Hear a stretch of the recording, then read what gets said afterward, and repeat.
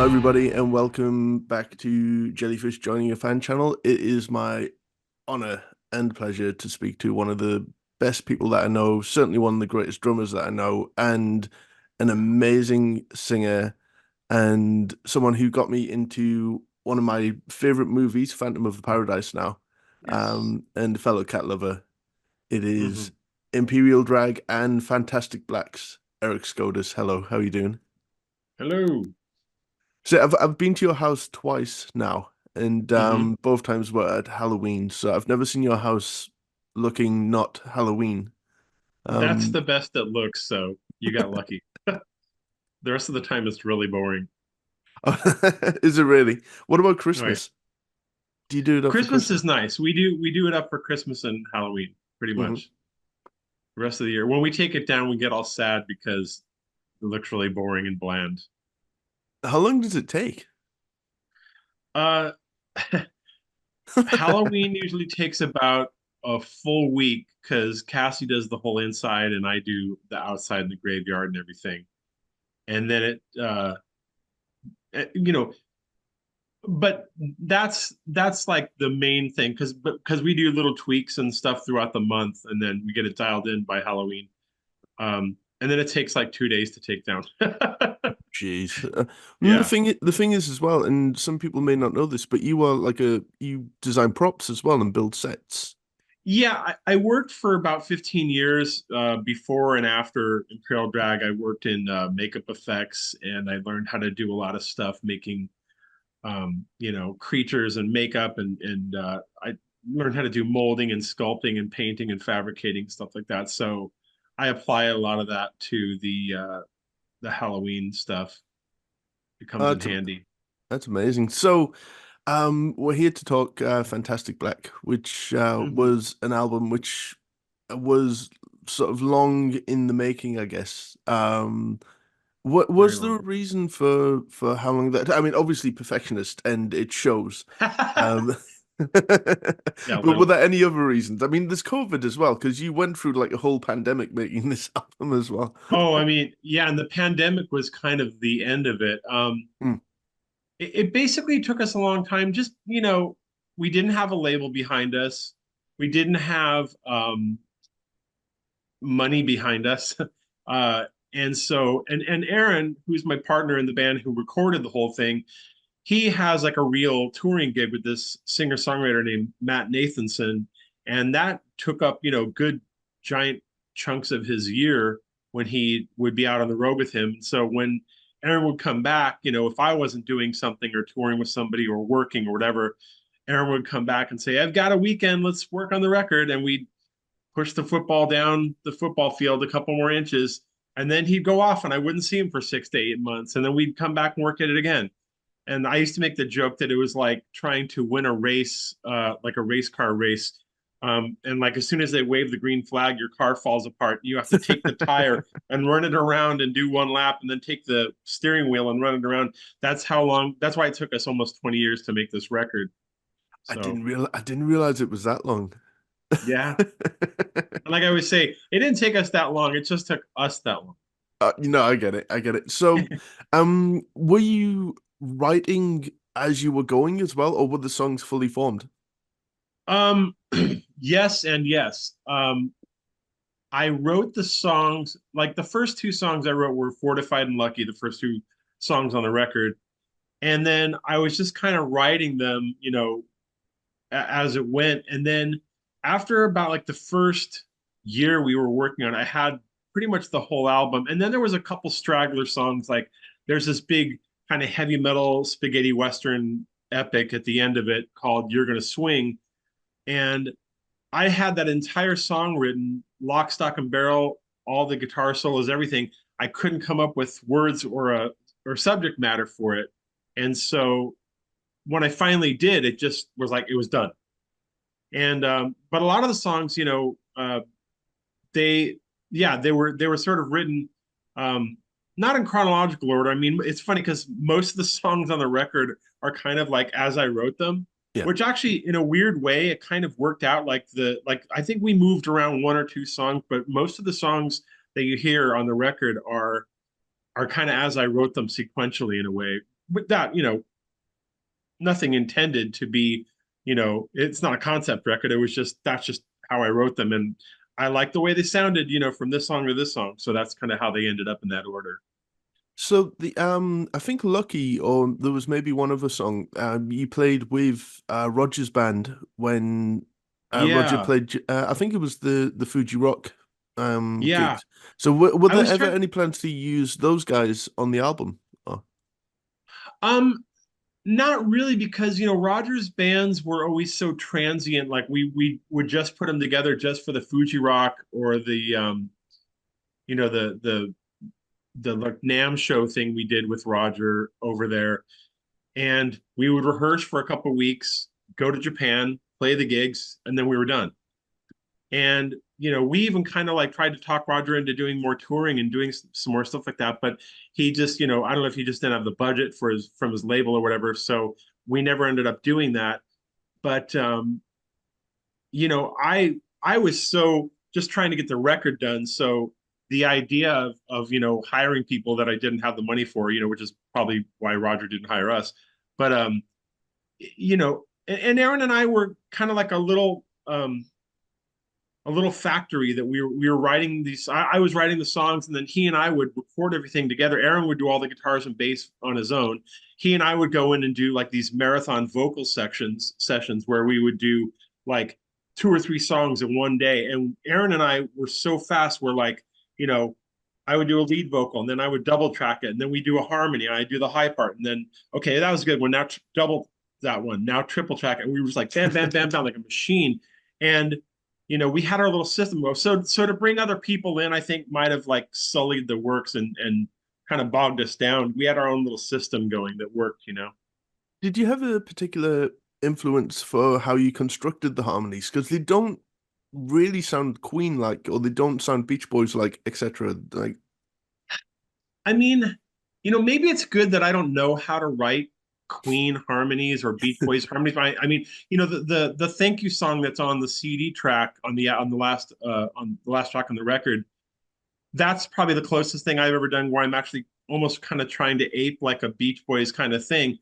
But like I love Queen, I love the Beach Boys, but I just kind of write harmonies how I hear them. Like I go, I want to hear this note, and I want to hear this note. So I don't sit there and go, oh well, Brian May and Freddie Mercury would have done this. I just do them how I hear them. So that's just how they come out.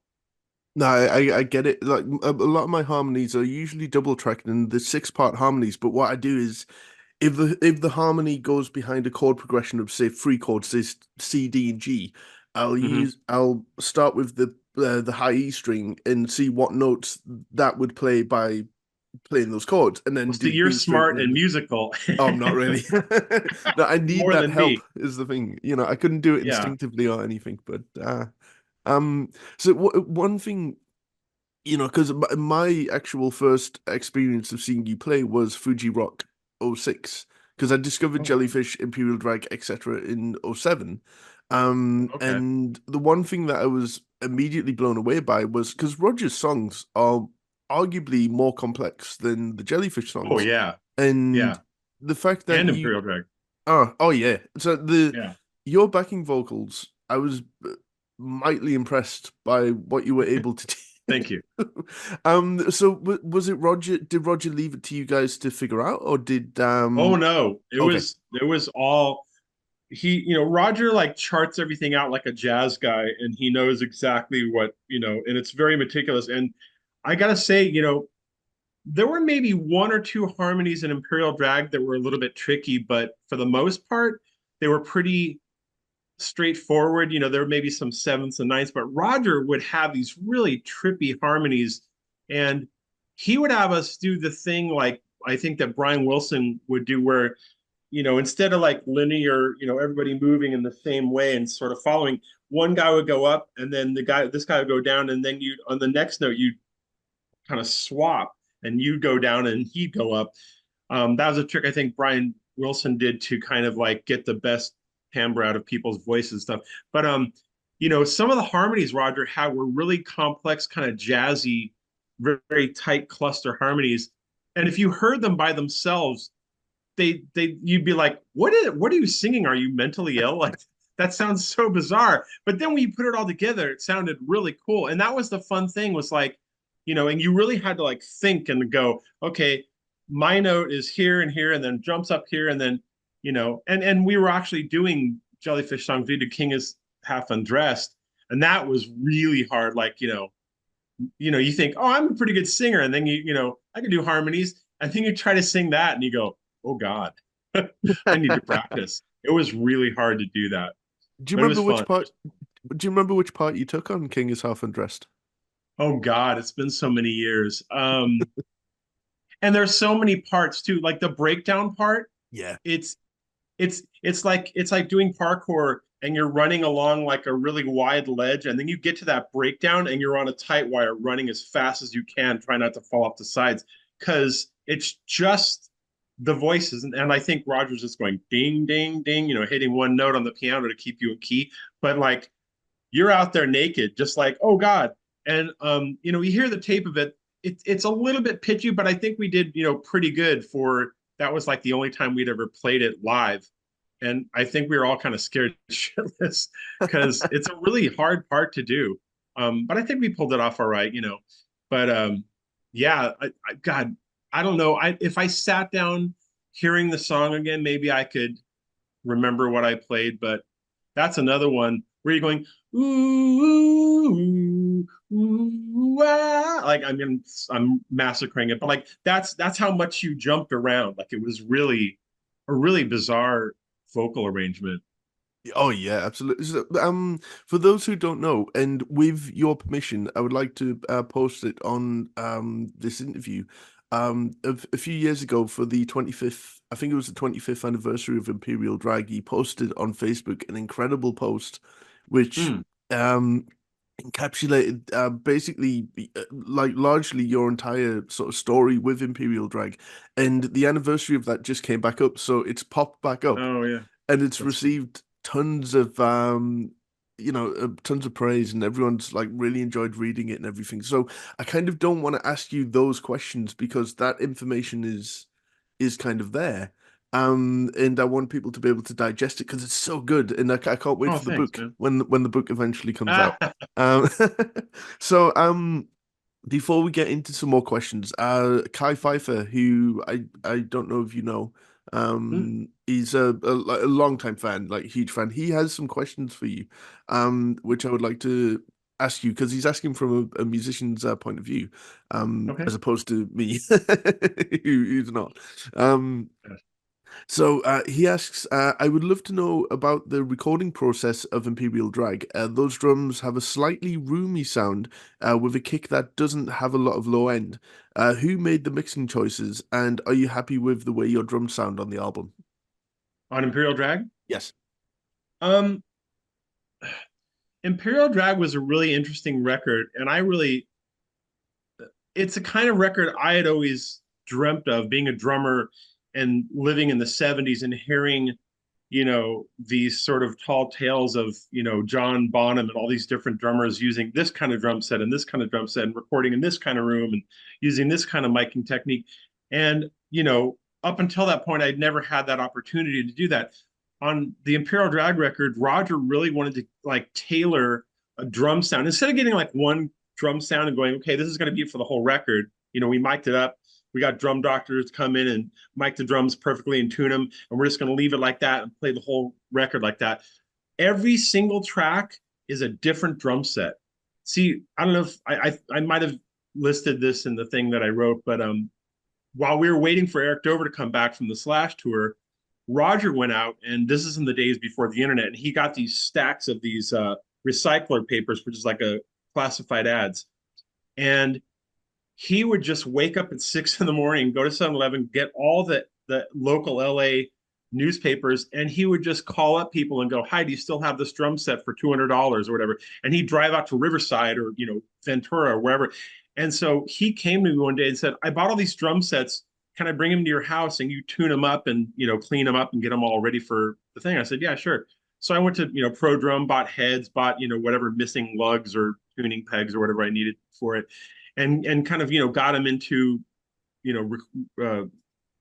know fighting shape for the recording. So when we got to the studio, we had like four or five drum kits, including I had this giant Ludwig kit that had a 26-inch kick, a 15-inch rack tom, it's basically a floor tom, and a 20-inch floor tom, actual floor tom. That was supposed to be the rack. The floor tom was a 20, it was massive. And I only used that on a couple songs like the chorus of Boy or a Girl, and I think maybe Breakfast by Tiger because we wanted a big John, Bonham kind of kit. But we mixed and matched every, kit. And Roger had that beautiful blue Vistalite drum kit that you could see on the back of the album cover. It's black and white. It looks kind of gray, but it's the blue kit. Yeah. And we used that on some songs. We used the blue snare, like on Spider, the blue Vistalite snare, which I loved because it had this like this really weird honky kind of sound that I just loved. And yeah, we would literally tailor every song, with a different drum set, kind of bespoke to it. And in fact, in Are You a Boy or a Girl, we literally used two different drum sets. We had a very dead dry, for the verses. And then when it gets to the chorus, I would just stop playing. And then they'd go, okay, here comes the second verse. And I would play the second verse and then hit stop at the end of the verse. And then I'd go to my other giant Ludwig kit, the big booming one, where we didn't have it all muffled. We had it wide open. And that's what comes in for the chorus. Black, black, black, it's a big, huge booming. So that's how we got those very distinct drum sounds, was a lot of experimenting. And it was really fun to do that. Like I had always heard of bands doing that, but usually when you're on a budget doing a demo at your friend's studio, you don't have the time or the money to do that. But we could really indulge in that, and that was a lot of fun to do that like that. Which kit did you take on the road with you, or were there different kits? Well, the kit that we went on the road, because all those kits were old vintage kits. They were like 1960s and 70s, I think, like Pearl kits. And there was, I think, one other Ludwig kit. And we got like endorsements, and we got a budget to go to get gear and stuff like that. All the other guys used all vintage gear, which I think later they regretted, because when you take vintage gear out on the road, it breaks down a lot. So we had like, 2 or 3 amps, 2 or 3 Leslies, a couple different B3s, which the road crew hated because they weighed 9,000 pounds each. But I got an endorsement through Ludwig, and I got the purple, the Precious, the purple kit that I sold to Adam McIntyre recently. And I picked out like every nut and bolt on that thing. And Roger wanted me to do a lot of round the horn kind of drum fills. So I got like 2 rack toms and 2 floor toms, so I could do lots of long rolls. And got kind of, instead of getting big drums, I got kind of smaller drums so that my drum set wouldn't be 14 feet wide, so I could have a little smaller footprint. And but yeah, that was just for the tour, and I just got it like right before we went on tour, so I didn't use that on the record at all. Okay, so with the album, with certain songs, especially Boy or Girl, did Roger and Eric have put any emphasis on making the songs like danceable and maybe more commercially viable than the Jellyfish stuff? Not that I know of. I just know that like Roger had even mentioned it to me that like, and he Jellyfish was all the bells and whistles, and it was very ornate. He definitely wanted Imperial Drag to be much more stripped down. And one of the things I know, because Roger essentially produced the record, and one of the things that Roger, when we were kind of getting our sort of vocabulary of what we wanted the record to sound like, Roger had been listening to a lot of this artist at the time named John Spencer Blues Explosion, that had this really stripped down, what they used to call lo-fi, which is where you would record it with like a couple mics and get a very dry, kind of bone dry sound, and not really overproduced, not really fancy sounding, or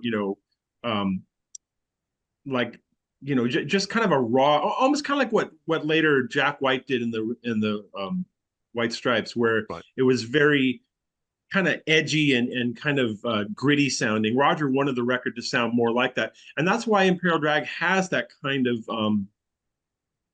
lo-fi sound at times, but filtered through kind of like a '90s modern recording technique. I don't know. But I still love the way the record sounds. I mean, Oh, it's funny because as 70s and like, warm and fuzzy as we were sounding, it doesn't sound modern. It doesn't sound retro either. It's kind of in the middle. It's got kind of its own sound.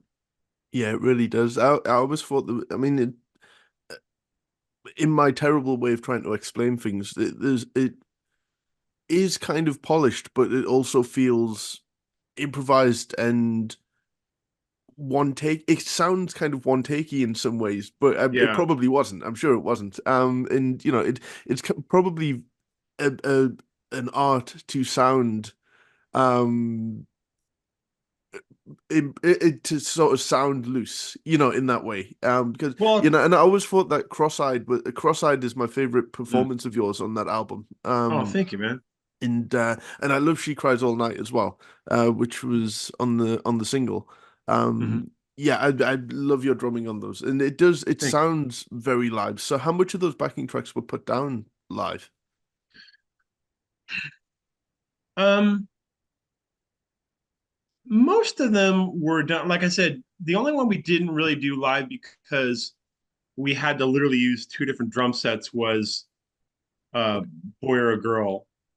And I'm trying to remember. I think that, you know, Eric and Joe played along with me just to get the rhythms of the parts.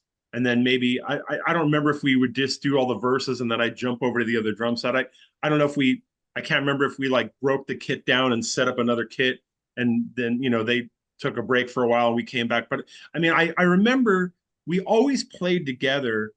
There was only one time that we didn't, and that was when we were doing I want to say overnight sensation because a lot of times a guitar player will kind of play ahead of the beat and the bass player will be behind the beat and I'm the drummer. I've got a click track going ding ding ding in my headset in my headphones and so like I'm on god time on the click and if the guitar player is pushing and the bass player is laying back they call it laid back to sort of turn. That's how it is. Uh-huh. I had to um, then I feel like I'm getting drawn and quartered. I feel like I'm getting yanked in two directions. So I remember at the time, telling, sorry, I got a text. I remember at the time telling Roger, can you, because, he was in the booth, and I said, can you just take Eric and Joe out of my headset? And they said, oh, will you be able to play the song? Do you know it well enough? And I said, yeah, I know the song. I'm just going to play to the click. I know where the parts are. And I just played it by myself. And then it ended up working because I didn't feel like I was getting, pulled in two different directions. But that happens sometimes, because everybody's got their own internal metronome. But when you're the drummer and you're playing to a click, it's like, I can't deviate from this. I can't push or pull. I have to stay right on this. Yeah. So I felt like I was going insane until I took them out of my headphones and then it worked. But yeah, we tracked most of the stuff, me, Eric, and Joe for the most part live.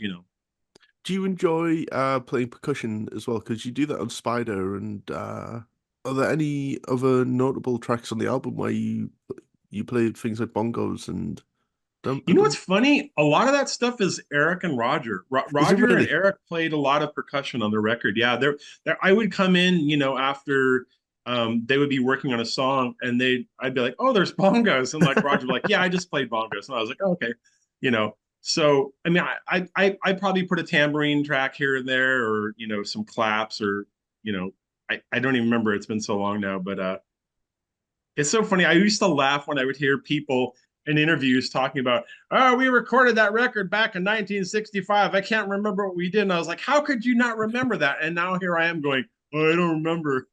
So there you go. Well, Kai also asks, do you have a favorite drum performance that you've recorded On Imperial Drag, of all time, or is there oh, something God, that of all we maybe time, even Jesus haven't Christ. heard? Well, in Imperial Drag, that's a hard one because, um, so much of that record was worked out by Roger, who had to like take four guys that had never been in a room before. Yeah. And in 2 months of like boot camp where we were there, 5 days a week, 10 till 6 in the evening, working on these songs, just drilling them and drilling them and drilling them. And I'd never done anything like that before. But by the time we got in the studio, we really had our shit together and we played, live like we knew the songs. That's why you said earlier that it sounded really relaxed because we knew the songs. Like we knew how those songs went. But Roger like basically dictated, like there were times where he would literally be going, don't hit that cymbal, hit that cymbal. Don't hit that tom, hit that tom. And I remember jokingly, I once handed him the sticks that I said, do you want to do it? And, but I knew why he was doing it because he had to take these four guys and make them sound like we'd been playing together. But there's a couple moments in there where I still got to kind of infuse my own vibe and my own feel. Breakfast by Tiger is one of them. Yeah. I love the way the drums feel in that song. I feel in that song when I hear myself play, because I'm usually like my worst critic on drums when I hear myself back.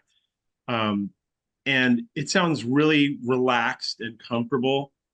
And then I've always liked the drumming in Playboy After Dark, because Roger kind of backed off on that and kind of let me do whatever fills I wanted to do. We just had kind of a basic arrangement for that. So I really got to kind of like stretch out and do a lot of my own input there because some of the other stuff, like I said, was so orchestrated and worked out beforehand that I didn't really have that much room sometimes to really kind of put my own stamp on it. And Roger and Eric had done these really elaborate demos, which is probably how I got my thing of like, my demos, like I would say, they're not sketches, they're blueprints.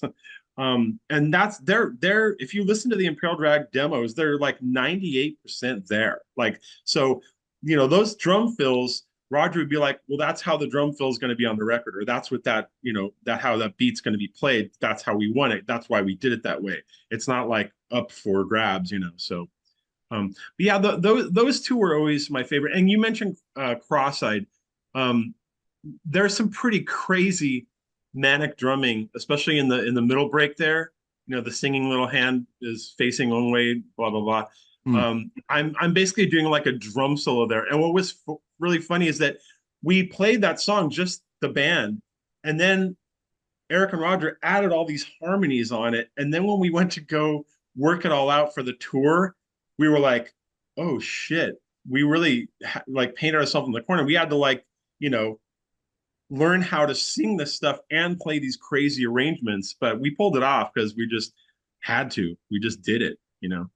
Oh, absolutely. So with the demos, because there's kind of like, in my opinion, or sort of my view, kind of two sets of demos. So there's and I wasn't sure what you played on and what you didn't play on. So all of the songs that ended up being on the album, those are just Roger and Eric together. It's really weird. And over the years, when we were putting together the box set, which sadly, got shot down and will sadly never probably see the light of day That unless was a Sony question. changes That their was minds. Yeah. Well, you okay. and I have talked about this, but Uh, when I was going through pouring all over those old tapes and stuff, then it was like I was going, okay, did I play on this demo or this demo? right. And there's like a 6-song demo that we sort of presented to Jeff and Jordan at work, the one that Eric and Roger were working on right when I joined the band, and they had versions that they did on ADAT that I learned, and then we went in the studio with Brian Kehoe. That's when I met him, and we just basically took the drums out, and it was like drum karaoke where I played drums to their finished tracks, and then that became our official demo to give the label, and they basically said, yeah, this is great, go in the studio.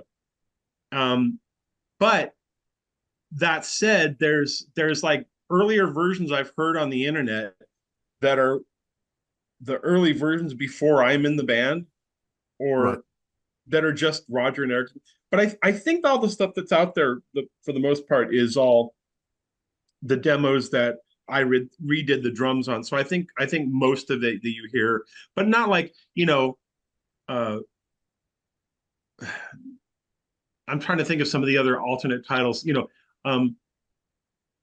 There were some that we didn't put on the record, and those I didn't do Like if I recall, it was like Spider, Boy or a Girl, um, Turpentine and Honey, which I really wish had gotten onto the record. I just love that song so Hmm. much.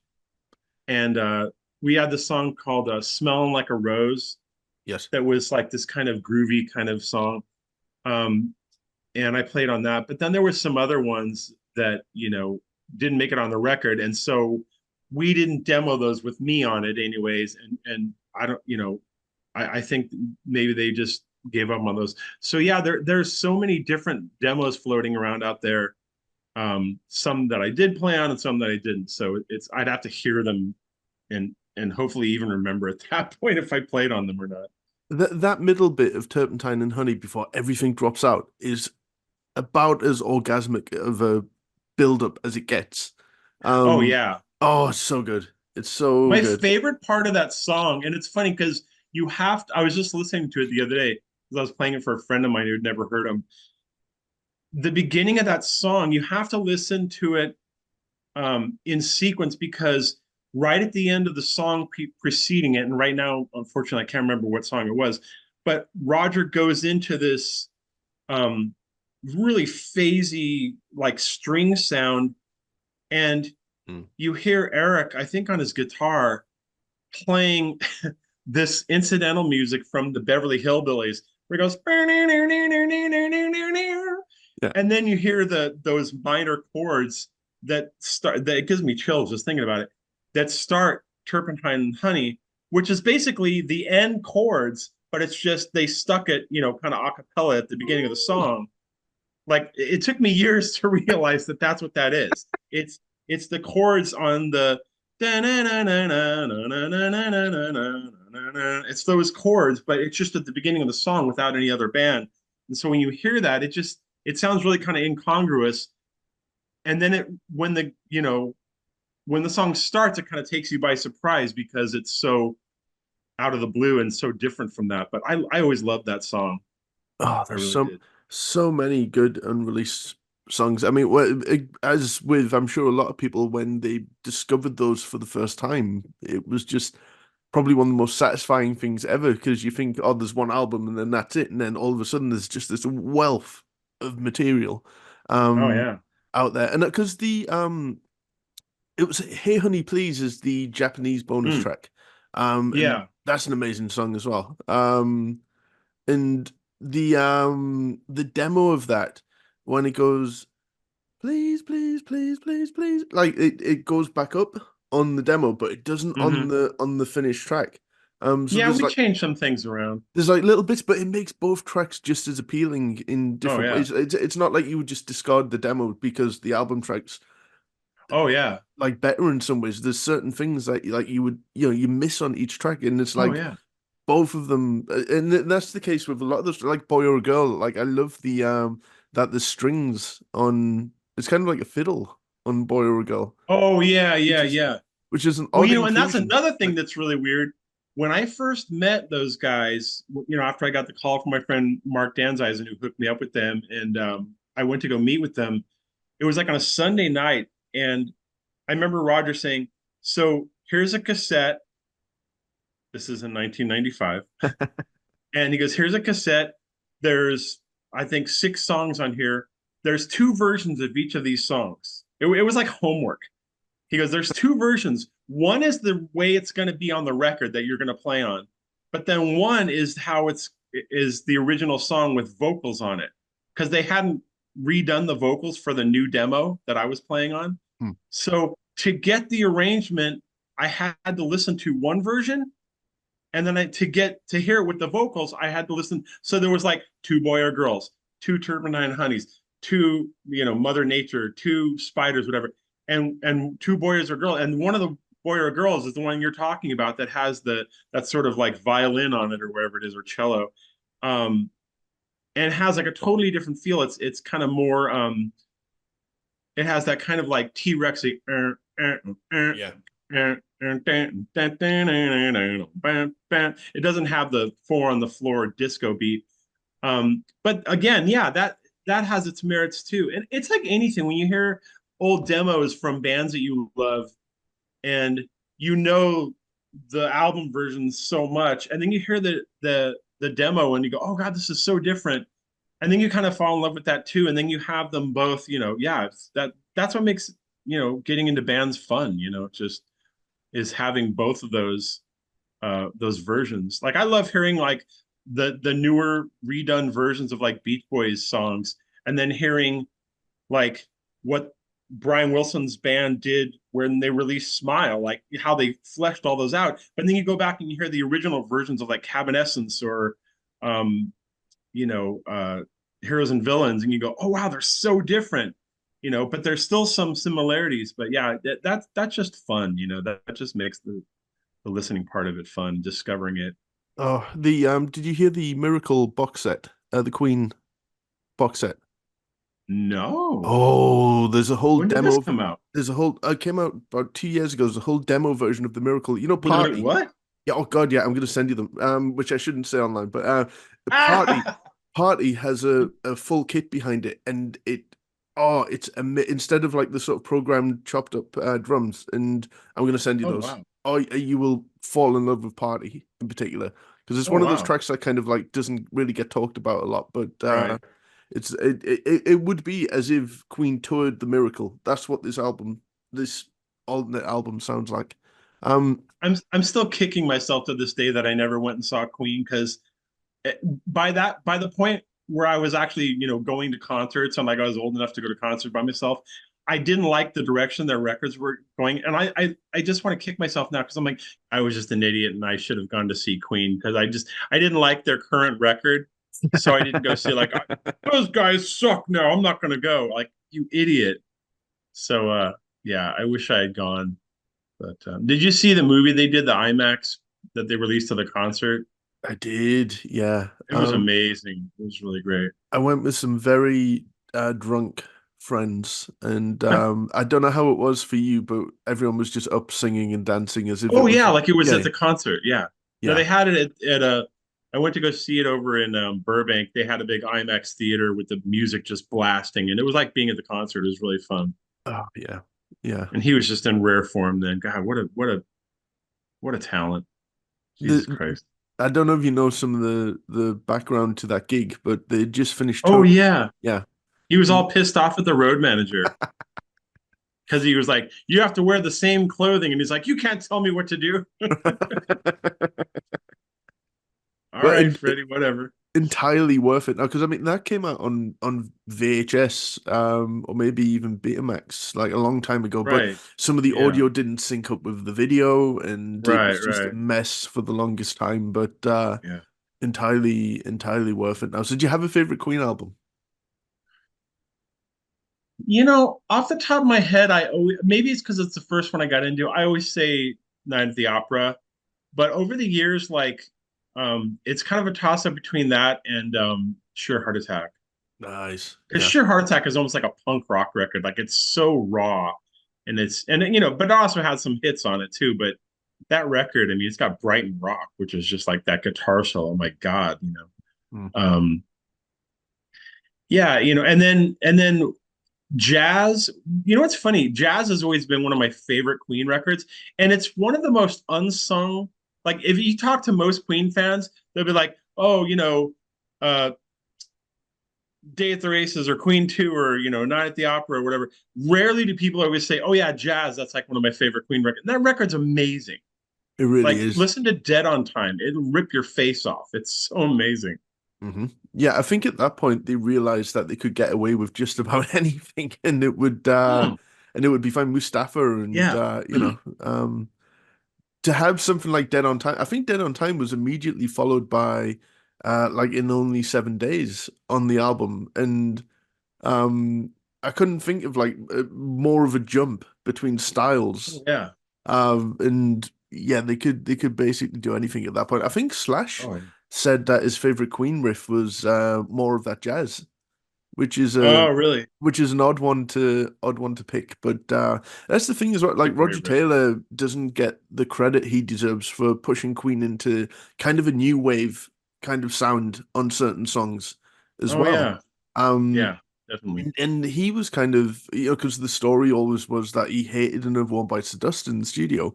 But if you listen to Mm, Funnit was really their first foray into sort of dance funk, I guess. And that I mm. love Funnit. That's such an underrated Me track. too.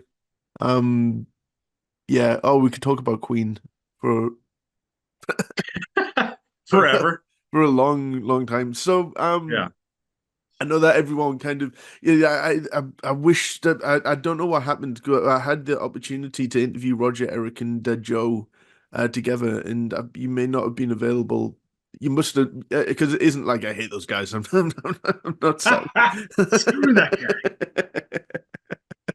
I Um, think I remember talking to you about that, and I don't know if I was out of town or what was going on. There was something, there was some logistical reason I couldn't do it, but I don't know, you know. I was at everyone's mercy at that point. And Mm.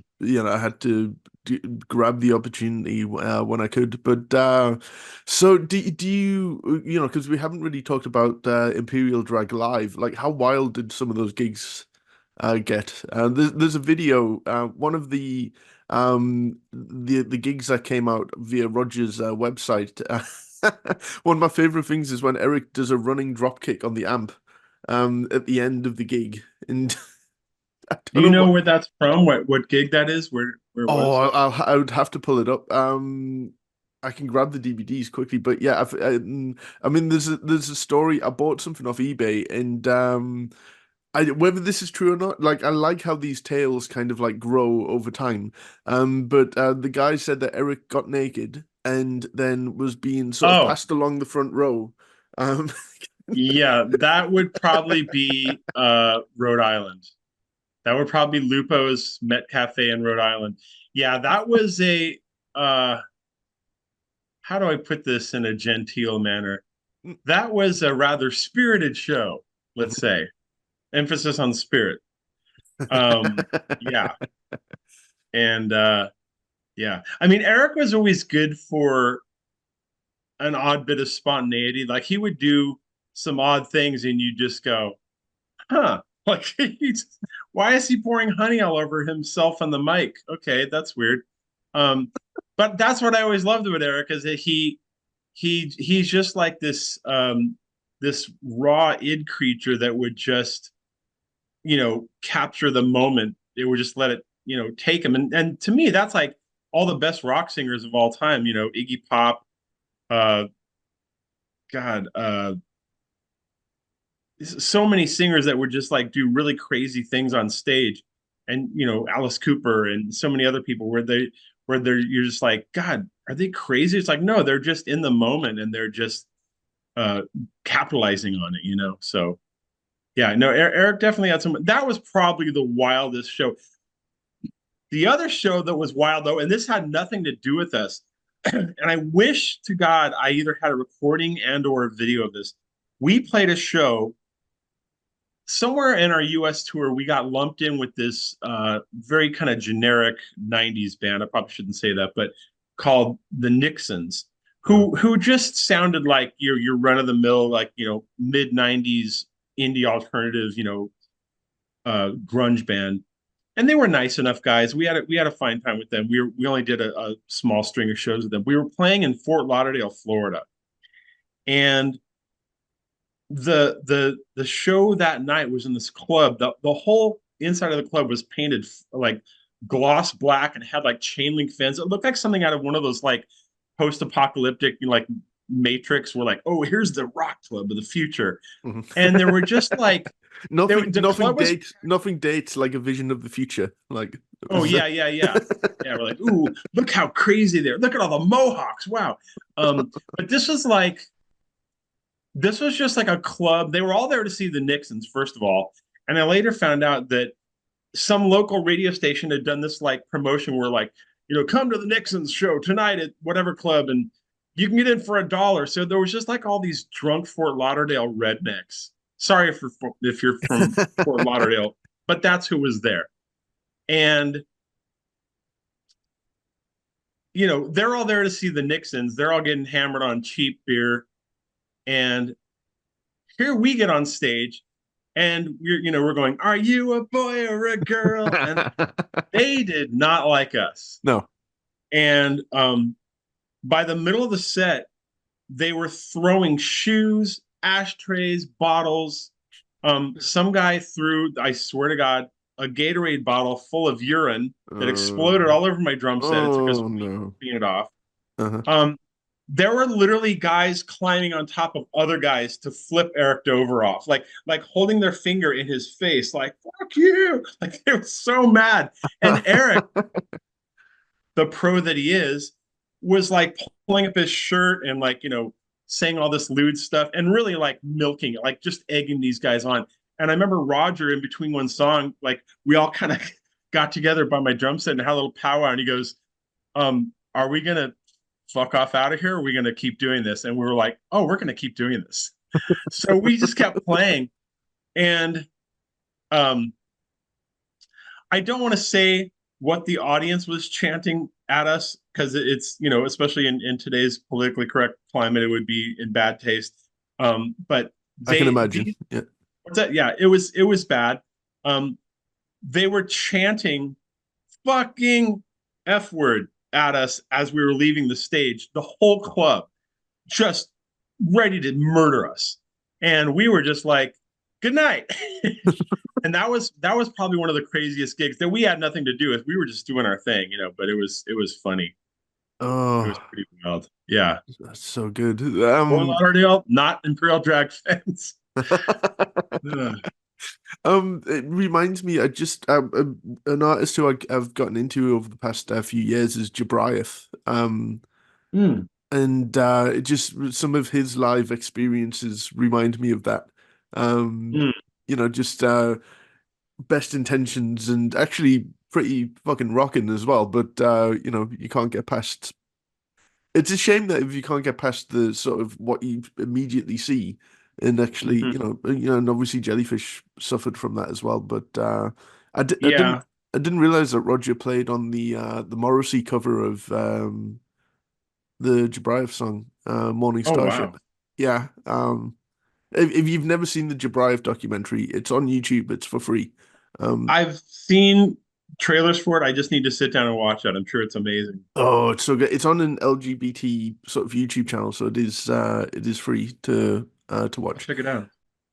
So I always enjoy doing this with you guys because how did you feel about things like bootlegs at the time and sort of underground stuff? Because I'm as a fan.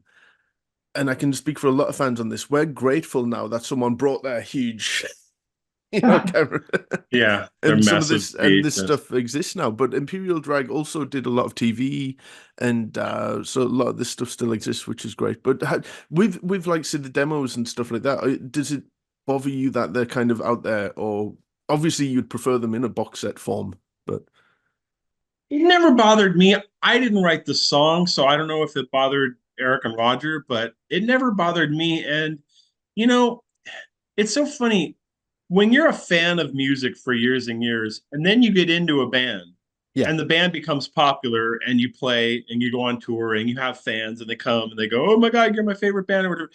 And then you see it from like the other side. Um, you don't, at least I don't, you don't forget what it's like to be a fan on the other side.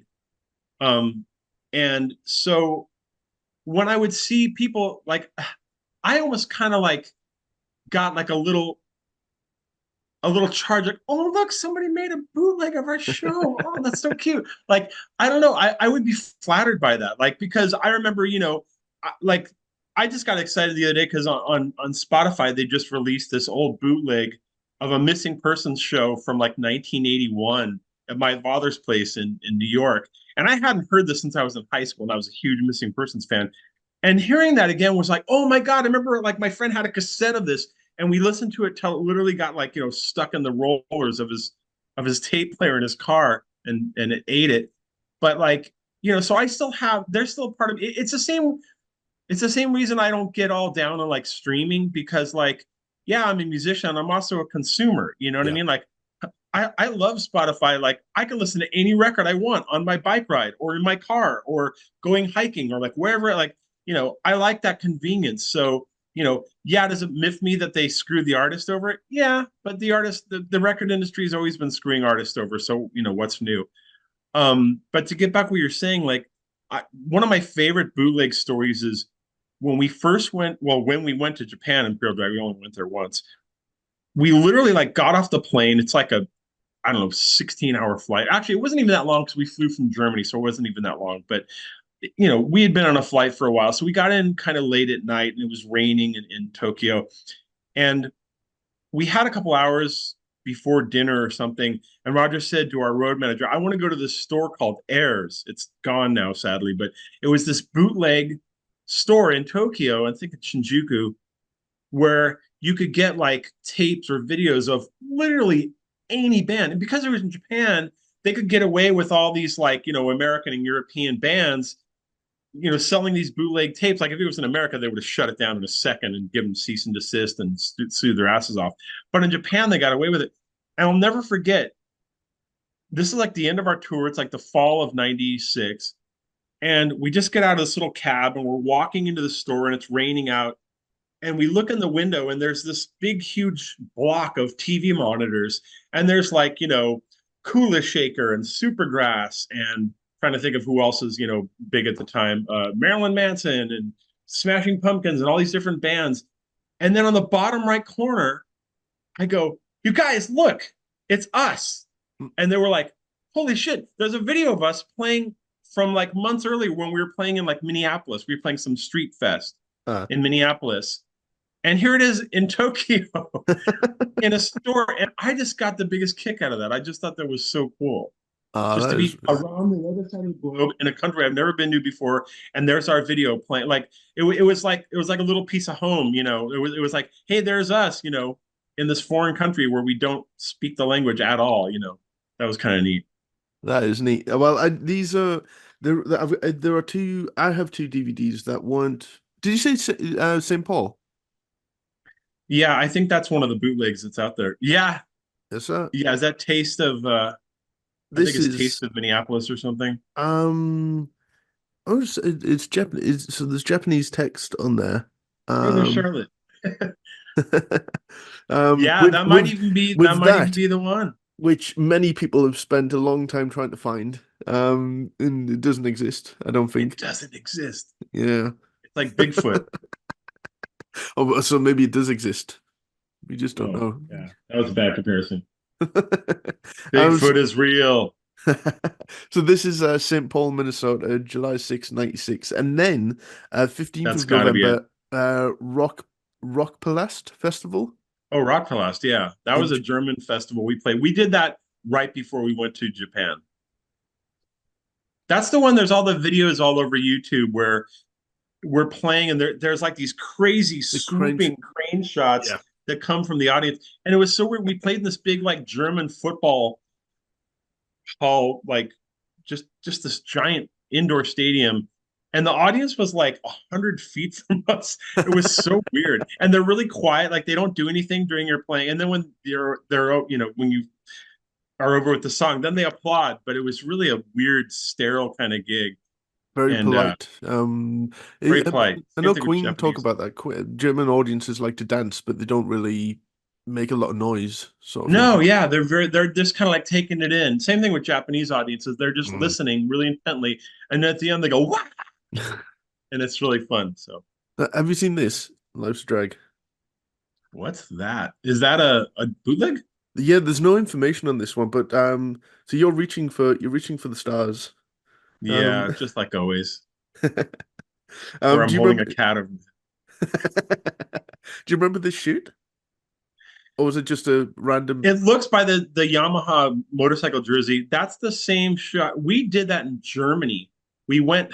This is like we didn't have too many like debauchery, like crazy, rock tour moments, but we got taken to this photographer's house. I don't remember what city it was in Germany. Late at night, it was like a Saturday night or Friday night, and it was in this big villa that had like hardly any furniture in any of the rooms, but there were just big like backdrops to do. And this guy, had like the photo flood set up, and he was taking pictures. The picture of me holding that black and white kitty is from that, and it was a photo shoot for German Rolling Stone. Hmm. And that's that same photo. And the one with Eric, and he's like doesn't have a shirt on, and he's got like kind of like a shirt or like a sheet wrapped around his waist. He almost looks like the Venus de Milo. He looks like a statue. Um, That's from that same session. The one with me and the cat, and right. that those were all from that same. And that they used those pictures in German Rolling Stone, which gave us a very good review, as I remember. That's great. Are those Unlike the ones? American Rolling Stone, where they compared us to Journey and Styx. Yeah, they did not get And the then did Imperial it Drag. did it appeal to any Journey and Styx fans after that? Oh, Well, but I heard later, which was kind of a compliment, that Tommy Shaw from Styx really dug our album, so that's pretty cool. there you go. Who took this picture? I think uh I This is the might back. have. This is the back cover. Your That's beautiful drum kit from there. the album shoot. There's the blue Vista lights. I think I might have taken that picture, but I'm not positive. I took a lot of pictures when we were doing, photo shoots and stuff. You know what I need to do, and I know everybody's going to jump on me just because I'm saying this. I've Mhm. got a box full of 8 millimeter videos that I really need to transfer to digital and make like a little movie and put it on YouTube because like I'm scared that if I don't do it soon, like the tapes are just going to disintegrate and all that's going to be lost to the ether. But Oh, I need to do that. that's exciting. Yeah. I've just opened this one, and that the postcard came out. Oh yeah. And see, because we like talking about merch as well, so we this was one of the ones from Roger's side. All right. And this Kind of all the has Japan stuff, like when we did all the different TV channels and stuff there. yeah. So you do the a cappella of We Wish You a Merry Christmas, and Oh my God, really? I forgot about that. Wow. I think that's on here. Zodiac sign plus interview, spider plus boy or girl. 60 minutes of good stuff. I don't know if Roger, I hope he splits the profits evenly. I Um haven't seen a penny. It's fine if he takes it all. Those guys, they put all the money into it. So, and West Hollywood, WeHo. oh, there's the Key Club. That's still to date the best show we ever played because it was at the end of the tour and we were in fighting shape and we kicked ass on that. If I can say that, Hmm.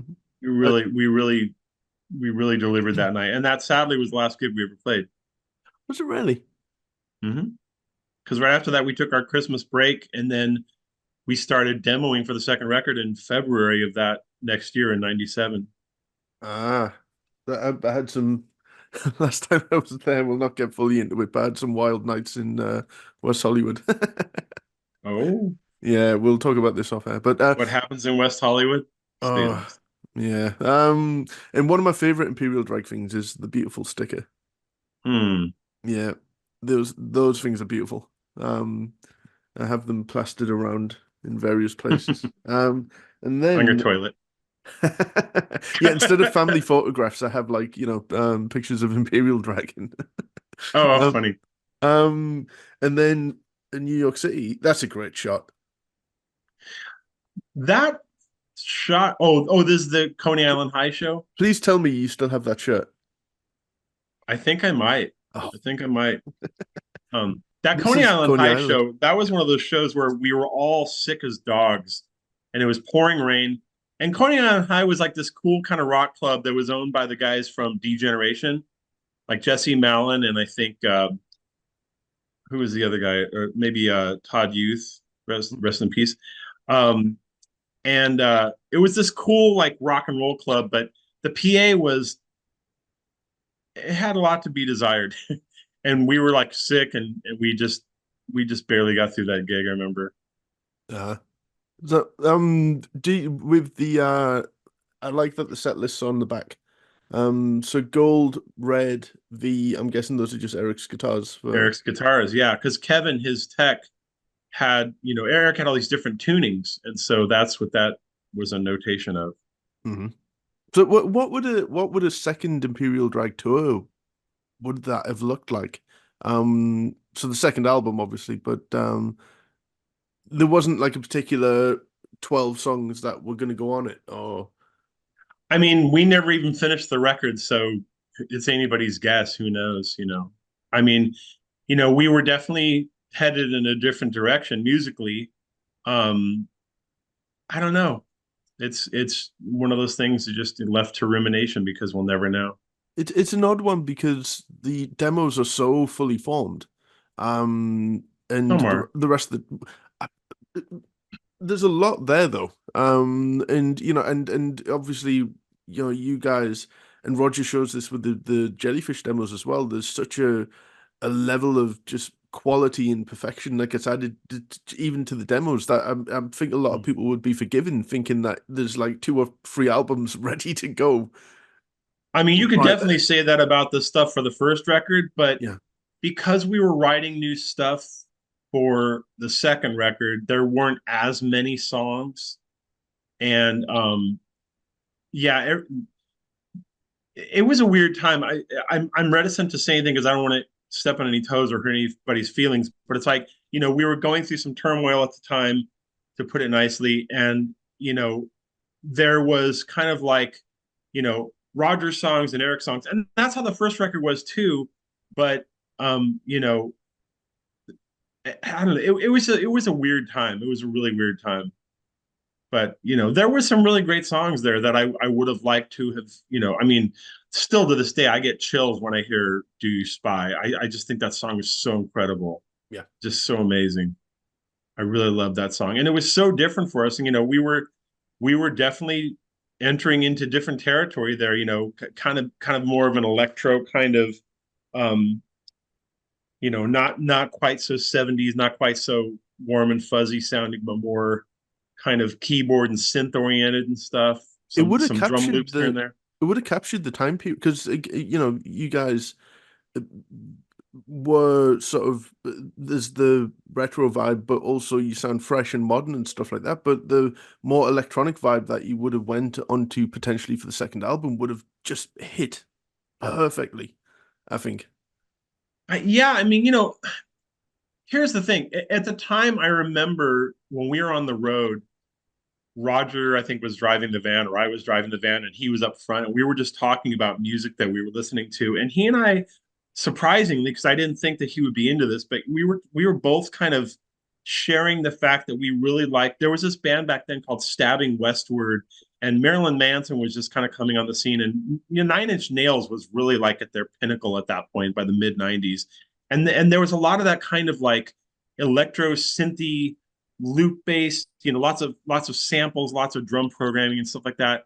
And we both kind of were like confessing to each other that we kind of like that, which you would think guys in the kind of band we were doing wouldn't be into that at all. But I mean, one of my favorite things about all the guys in that band is that we all had the most eclectic, wide-ranging tastes, and they always overlapped. Like we always were, oh, have you heard this? Have you heard this? And we had headphone splitters, and we'd have like a 10-hour drive, and we would all listen to like, have you heard?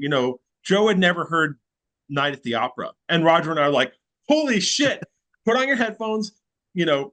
Let's smoke some dope. We're gonna drive to the next 10-hour drive away. We're gonna listen to, you're gonna hear uh Night at the Opera, or we'd listen to like Blur, Great Escape, or we would listen to whatever the new Pulp record was, or we were constantly just consuming music in that period, and so we were very aware of what was going on. And it's not like we wanted to. I feel like I have to say this, but like, it's not like we were trying to like jump in any bandwagon. We just really liked what we were hearing, and we were really interested in that. We were like, it was kind of like trying on hats. Like, how would this hat look on us? Like how would this feel if Imperial Drag, who sounds like this, which even that had a lot of loose boundaries to it. There were a lot of different styles on the record. What if we went in this direction? And that's kind of the nucleus of how that started. That's how you go from like, are you a boy or a girl, to do you spy, which are diametrically opposed. Well, a great example of that, and for me, one of Eric's greatest vocal performances was "Look Back Over My Shoulder." Um, Hmm. and there's nothing else in the Imperial Drag catalog that sounds remotely anything like that. And but I can't imagine that you would have went down the power ballad route. It was such an outlier. It doesn't, Yeah, it sounds like one of Roger's songs. It has to be, I'm guessing. But I think it was. for all, well, that's the thing. With could have been you. I would have immediately said that's a Roger song, straight out of the Jellyfish sort of canon. But that was an Eric song from Love Bang. Really? Dude, that's That surprising. Yeah. Have you heard the Love Bang version of Could Have Been You? I don't think so. No. It's got a completely different bridge. Oh wow. Oh, I've got to send you that. Yeah, yeah. Um, Glenn Kimberlin asks, and now I don't get this. Not really a question, but please have him quote Arrested Development, preferably a Tobias Funk line. Oh, Tobias line. Oh God, which one? There's so many great ones. I haven't seen Arrested Development, and I know I should. So, Oh, next time you're in town, we're watching it. It's mhm. so amazing. I mean, this is such a non sequitur if you don't know the character of the show, but there's one where Tobias is telling Michael Bluth, the main character played by Bateman, he's saying, "Yeah, I was thinking he's going to get like a dance troupe together." He says, "I was thinking of calling them hot hot semen," and and Michael Bluth says, "I like hot sailors," and and Tobias goes, "Yeah, me too." It's so great. And then there's the one where Tobias decides he's going to be do his own Blue Man group, Uh. and he says somebody says, "Oh, do you have makeup artists put the blue makeup on?" He goes, "No, I blew myself." It's just there's so many just gems on that show. It's so great. It's one of the best shows ever made on TV. We The will the watch it. fact that that was on television for as long as it was is a miracle because it was like better than anything that's ever been made We will in that watch it. time. Well, the two times that I've came to yours, we watched Phantom of the Paradise, which Mm.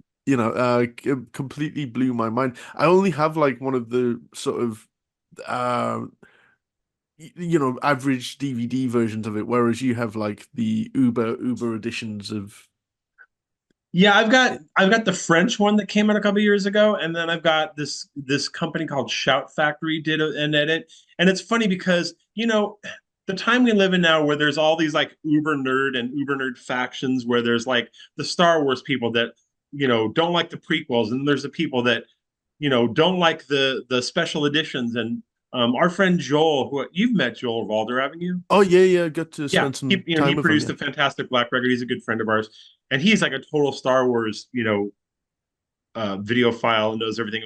And like there's these guys that have taken all the different versions of them and edited them together, so it's like the original version. But like within the Phantom of the Paradise nerddom, um, there's guys who are like, oh, the French version's better, oh, the Shout Factory version's better. I'm like, I like them both. Like they're just timed a little bit.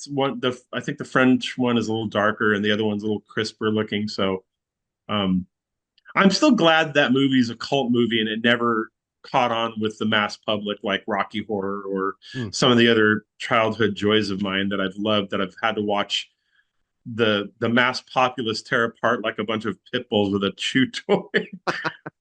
It's nice that I still have that as my private little joy.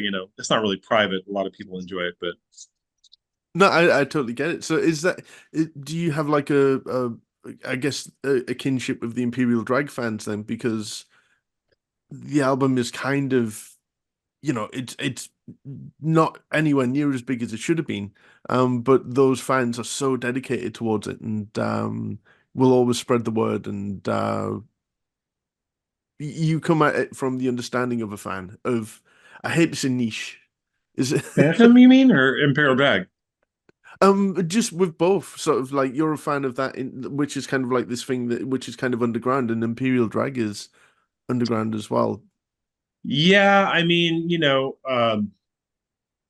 it's weird when you become part of unwillingly because everybody wants to be successful and famous and maybe not famous but successful Hmm. and sell records and stuff like that.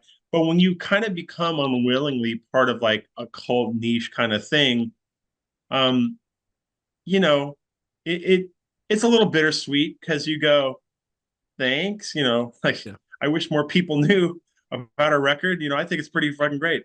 But yeah, to find out that you are, I mean, it's bittersweet because also too, because like you said with like fandom, it's like you you fall in love with something and having it not be a part of the zeitgeist that everybody shares with and it's only your private thing, then it seems almost more special. So, again, getting back to the thing I said earlier about being a fan as opposed to being in the band, I can also identify with that too because it's like, yeah, you're a fan and you have your little private joy of things that you love, that even though like there's so many things that I've always loved and then to watch them get popular. Things that weird things like when I was a little kid, my mom went and saw a Rocky Horror Show with Tim Curry at the Roxy in Hollywood. And my brother and I grew up listening to that record, singing, little kids singing Sweet Transvestite. We didn't even know what a transvestite was. And then when like the public all got into it when the movie came out, we were just like, that's ours. You can't sing that. Like, you know what I mean? Like there was this kind of proprietary thing of like, I don't, now where people are like redoing Jesus Christ Superstar and redoing Rocky Horror Picture Show, and it's like, I don't know, there's something that feels kind of like I feel violated. It's like that's mine. That's my weird private thing. You can't have that. But I it totally get. happens. Um, so I think you told me that Red Cross was maybe the loudest gigs that you ever played. Oh, without a doubt, Would that stand? That would stand up there. thunderously loud, Have you seen the thunderously loud. documentary? I haven't I seen haven't it yet. seen it. No, no. I Oh, Everybody's been talking about it. I haven't seen it. I'm hoping it'll get a UK release. The first album's just had a 40th anniversary release here, and it's in stores, which is insane to see a Red Cross album Oh um, wow. in stores. So I'm hoping that because the Blind Melon documentary made it out over here, and some other things as well, like sort of along those lines. So I'm Hmm. hoping that they will. But yeah, you had the Phantom Mask, didn't you? The original. I did, and then it got stolen out of my storage unit. Yeah, Ooh. But it is on yeah. a photo It's shoot. An I Imperial Drag took some photo shoot. pictures. Yeah, but yeah, it still burns. I'm hoping one of these days that I find somebody that has a copy of it, or I can buy one, or somebody can make a mold of it, or whatever. Or even 3D print it. I don't even care. I just want it in my hands again because yeah, having that and then losing it was really traumatic I, I just because want to it's see such a you. holy grail. Well, I just want to see you on Halloween, just scaring the kids with the mask. Yeah, I think Well, that the would. funniest thing about that costume was that when I got it, I would. This is before I started working in makeup effects, where everybody had amazing costumes and was really in the know of like, you know, cult films. But I would go to Halloween parties and people like, "Hey, that's a really cool costume. What are you?" And I was just like, "It would take me too long to tell you, and I'm too drunk." So sorry. Oh, Thank amazing. you. Well, the Fantastic Black album, everyone needs to check it out, and it is available not just streaming but on CD with a booklet and everything. And Cassie had a T-shirt. Fantasticblack.com. Cassie had a T-shirt. Do shirts exist? Right now, we have shirts for sale on our through our website. There's a link to our store on TeePublic, so you can buy, like per order shirts. We don't have like a box of merch because we're not doing shows or anything like that. So, I don't want to just sit on a box full of t-shirts in my garage. So, but if you want a t-shirt, you can buy them. Just go to fantasticblack.com. There's a merch page. You can download the record there. You can download the streaming of the record or the CD or both. And it's all right there, your one-stop shop for all things Fantastic Black. And all high quality files as well as they should be, because you got to show me. Well, you showed me the album in your house with your amazing setup, and it blew me away. So Oh, yeah, thank you. turn it up to 11 certainly. And Yeah, it's you got to listen to it fantasticblack.bandcamp.com as loud. well. It's a loud record. Oh God, So yeah. much people. Yeah, fantasticblack.bandcamp.com. And I Yeah. feel like we've barely scraped the surface of fun Imperial Drag stories as well. The things that you're Yeah. legally allowed to say, maybe, but There's many. we'll do a There are part many. two if you are willing to do that at some point. Just We as need long as to. we do it earlier in the night. Yes, it is It's weird almost doing. 1 in the morning here. Yeah, it's Past weird doing grandpa's this at bedtime. breakfast time for me. So yeah, like I will let you sleep because even rock stars need to sleep, and I'm sure Beeps would need. He's outside chasing lizards. I don't even know what he's doing right now.